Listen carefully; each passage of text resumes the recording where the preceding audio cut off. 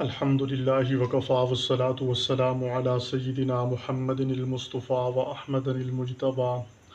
وعلى آله الأتقياء وأصحابه الأصفياء أما بعد فأعوذ بالله من الشيطان الرجيم بسم الله الرحمن الرحيم لن يضروكم إلا أذى وإن يقاتلوكم يولوكم الأدبار ثم لا ينصرون ضربت عليهم الذلة أينما ثقفوا إلا بحبل من الله وحبل من الناس وباءوا بغضب من الله وضربت عليهم المسكنة ذلك بأنهم كانوا يكفرون بآيات الله ويقتلون الأنبياء بغير حق ذلك بما عصوا وكانوا يعتدون صدق اللہ العظیم۔ سورۃ آل عمران کی آیت نمبر 111 سے 113 تک میں نے تلاوت کی ہے، 112 تک۔ اس کی 115 تک ہم ترجمہ اور تفسیر سیکھیں گے۔ اللہ تعالی ہمیں قرآن حکیم کی صحیح سمجھ نصیب فرمائے۔ فرمایا لن یضروکم الا اذی، یہ ہرگز تمہیں نقصان نہیں پہنچا سکیں گے مگر زبان سے ستانا۔ وَإِن يُقَاتِلُوكُمْ، اور اگر وہ تم سے قتال کریں، لڑائی کریں، یولوکم الادبار،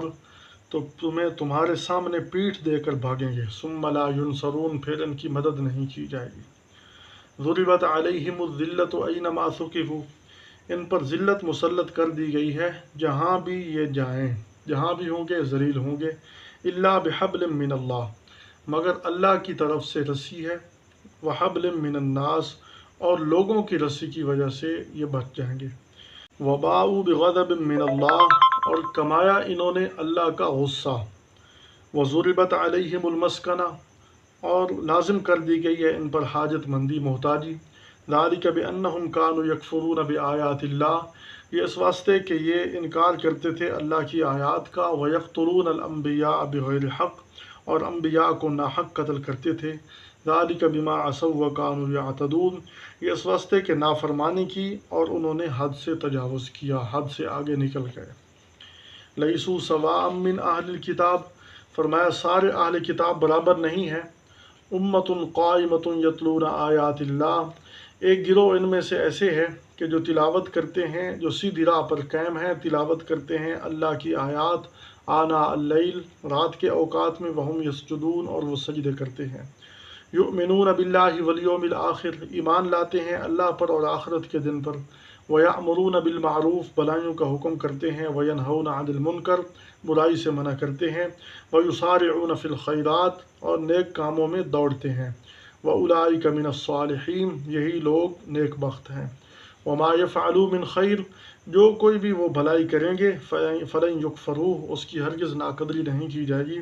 واللہ علیم بالمتقین، اور اللہ کو متقی لوگ خوب معلوم ہیں۔ اللہ تعالیٰ کے علم ہے پرہیزگار لوگ۔ یہودی قوم ایک شرارتی قوم ہے،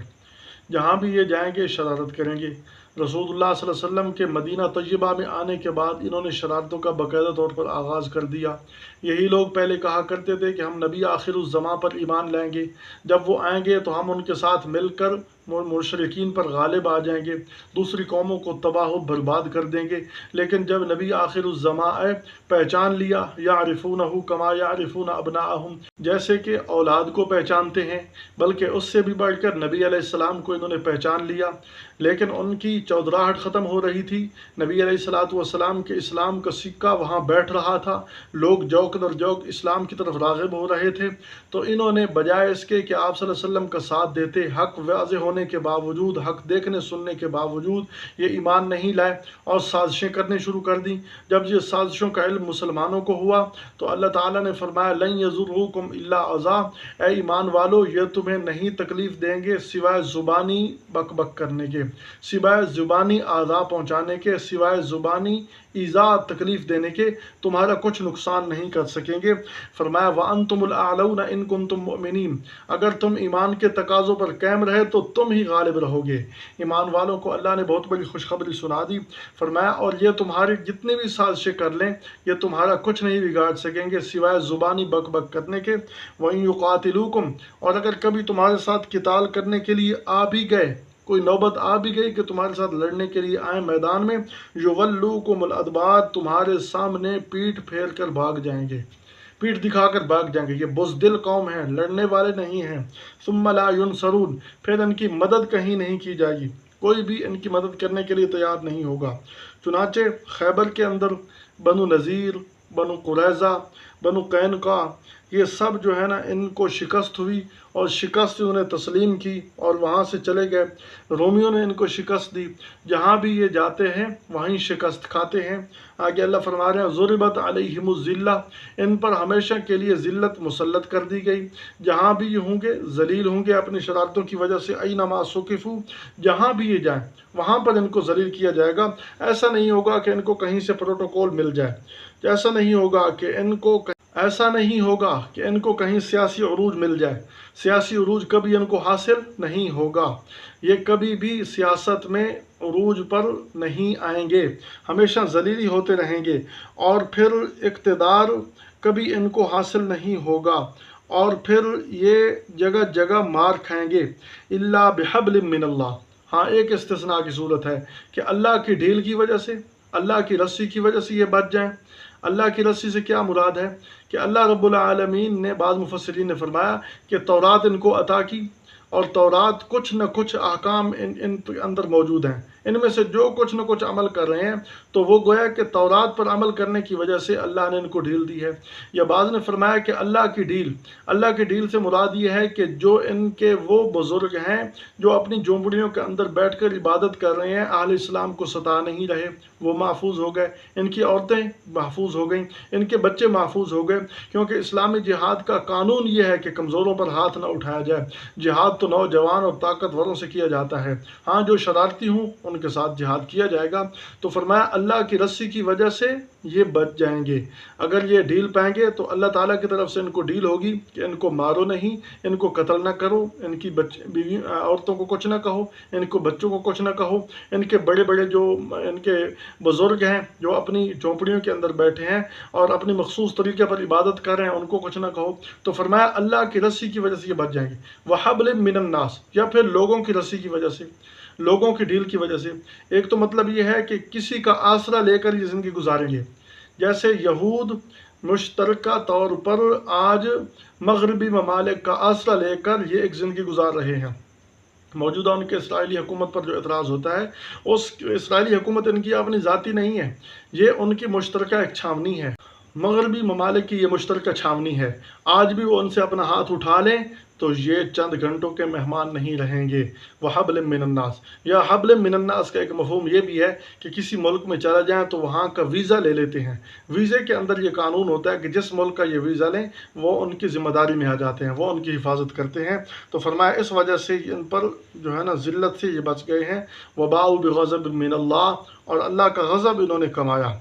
وَضُرِبَتْ عَلَيْهِمُ الْمَسْكَنَةُ، اور ان پر مسکنت لکھ دی گئی ہے، مسلط کر دی گئی ہے کہ کروڑ پتی ارب پتی ہونے کے باوجود بھی یہ بھکاریوں کی زندگی گزاریں گے، ایسے ذلیل ہوتے رہیں گے۔ ذَلِكَ بِأَنَّهُمْ كَانُوا يَكْفُرُونَ بِآيَاتِ اللَّهِ، یہ سزا ان کو کیوں دی گئی؟ کیونکہ انہوں نے اللہ کی آیات کا انکار کیا، جو بالکل واضح آیات تھی، واضح احکام تھے، ان کا انکار کیا۔ رسول اللہ صلی اللہ علیہ وسلم کو دیکھنے کے باوجود، پہچاننے کے باوجود انکار کر دیا، تورات کے اندر سب کو لکھا ہوا تھا، اس کو سمجھنے کے باوجود انکار کر دیا۔ وَيَقْتُلُونَ الْأَنْبِيَاءَ بِغَيْرِ حَقٍّ، اور صرف انکار ہی نہیں کیا بلکہ ہدایت یافتہ نبیوں کو قتل کرنا شروع کر دیا، جو ان کے لیے ہادی اور مہدی بن کر آئے تھے، ان کے قتل کرنے کے درپے ہو گئے، اور کتنے سینکڑوں اللہ کے نبی انہوں نے قتل کر دیے۔ ذَلِكَ بِمَا عَصَوْا وَكَانُوا يَعْتَدُونَ، اور یہ سزا اس لیے دی گئی کہ وہ نافرمان ہیں اور حد سے تجاوز کرنے والے ہیں۔ اللہ نے اس لیے ان پر ذلت مسلط کر دی، اللہ کا غضب انہوں نے کمایا، اور قیامت کے دن اللہ تعالیٰ کا غضب یعنی ان کو جہنم ملے ملے گی۔ آگے فرمایا لیسو سواء من اہل الکتاب، فرمایا اہل کتاب کا جو مجملاً اجماع، اہل کتاب کا جو مطلقاً ذکر ہو رہا ہے تو سارے اہل کتاب ایسے نہیں، بلکہ فرمایا منہم امۃ قائمۃ یتلون آیات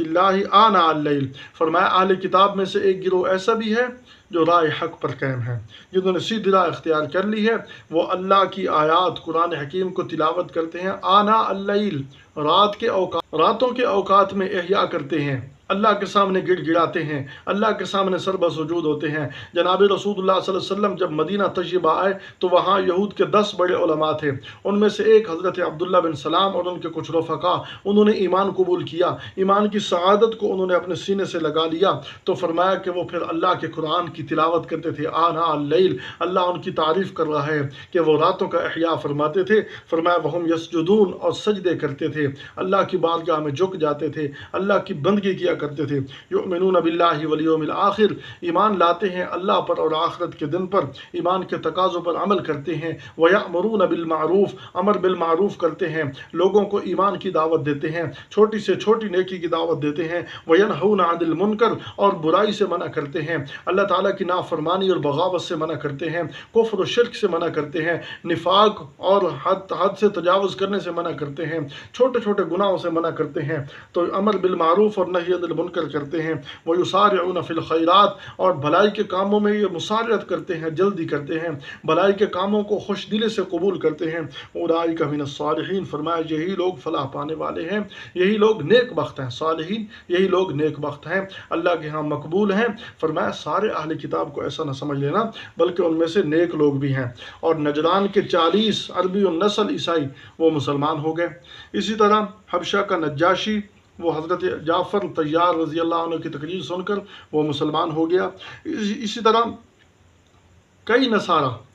وہ جو ہے نا، وہ نصارہ کئی یہودی وہ جو ہے نا جو اسلام کی طرف تھوڑی رغبت رکھتے تھے، اللہ نے ان کو ایمان کی دولت سے نواز دیا۔ فرمایا وما یفعلوا من خیر، جو آدمی بھی کوئی بھی ان میں سے بھلائی کا کام کرے گا، من خیر بھلائی کا کام چھوٹا ہو یا بڑا ہو، فرمایا فلن یکفروا، ایسا نہیں ہوگا کہ اس کی بھلائیاں، بلکہ اللہ کے ہاں ان کی نیکیوں کی قدر کی جائے گی۔ اور جو اہل کتاب ہیں ان کے لیے تو دوہرا اجر ہوگا، ایک سابقہ شریعت کو جو اس وقت پہلے قابل عمل تھی، اس پر عمل کر رہے تھے، ان کا عقیدہ اور نظریہ بن چکا تھا، اس کو چھوڑنا بہت مشکل ہوتا ہے، اس کو چھوڑنے کی وجہ سے ایک اجر ملا، اور دوسرا شریعت محمدیہ صلی اللہ علیہ وسلم کو قبول کرنے کا اجر ملا، تو ان کو دوہرا اجر دیا جائے گا، ان کے لیے اجر ہی اجر ہوگا، اللہ تعالیٰ ان کو بہت زیادہ انعامات دیں گے، اور پھر جو نیکیاں کریں گے فرمایا فلن یکفروا، ان کا انکار نہیں کیا جائے گا، واللہ علیم بالمتقین،